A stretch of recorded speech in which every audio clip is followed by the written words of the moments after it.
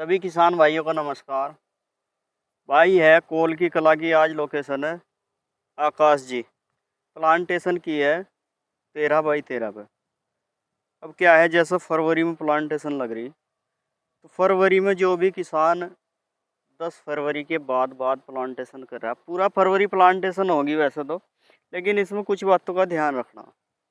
सबसे पहले तो आपको जो इस टाइम पर प्लांटेशन करे उसमें पानी की कमी बिल्कुल नहीं हो, इस बात का विशेष तौर पर ध्यान रखें। क्यों नहीं होने देनी? क्योंकि इस टाइम पर किसी भी आप पॉपुलर की पौध की पेड़ की आंख अगर देखें तो वो फुल्ली हुई पावेगी, थोड़ी सी मोटी पावेगी। मोटी क्यों पावेगी? क्योंकि उसने पानी पूरा ले लिया, उसके फूटने का टाइम आ गया। जैसे जैसे गर्मी बढ़ रही तो उसका फूटने का टाइम आ गया, ग्रो करने का टाइम आ गया।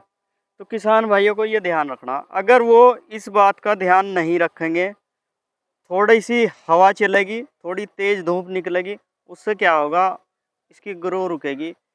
जो टहनी हरी हो रही उस पर सूखने का इफेक्ट पड़ेगा, और जब इफेक्ट पड़ेगा तो आजकल के पेड़ लगाए हुए वो ज़्यादातर सूखते हैं। क्यों सूखते हैं?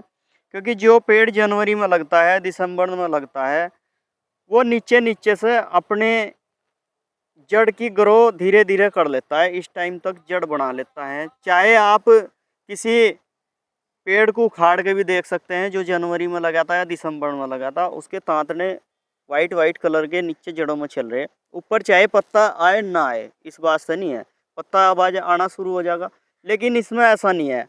ये क्या है, इस टाइम पर लग रहा है तो ये जड़ भी अभी बनावेगा, पत्ते भी अभी ग्रो करेंगे। दोनों चीज़ों पर जब एक इंसान जिस टाइम पर दो काम को करे तो उसे कहीं ना कहीं एक टाइम में लेट होता है।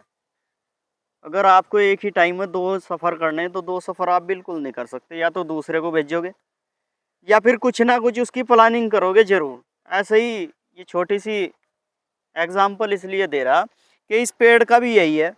जिस टाइम पर आप ये पेड़ ऊपर से फुटाव करेगा तो नीचे से भी करेगा, तो इस पर लोड ज़्यादा हो जाएगा।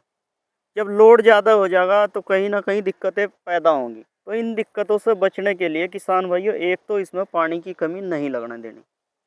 दूसरा क्या है कि इनकी जो जड़ें हैं, जड़ों में एक तो ज़्यादा लट न बजावें, बहुत से दह लट ऐसे हैं।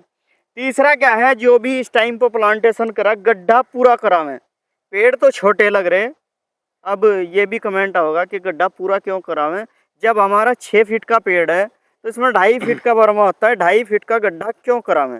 कारण है इस बात का, क्योंकि किसान भाइयों आपको 2.5 फीट का गड्ढा इसलिए कराना है कि इसमें जितना गहरा गड्ढा होगा उसमें नमी थोड़ी ज़्यादा रहेगी, ज़्यादा टाइम तक रहेगी। अगर आपने कम गड्ढा किया तो उस पर धूप पड़ेगी, धूप पड़ने के बाद में उसकी नमी कम होगी।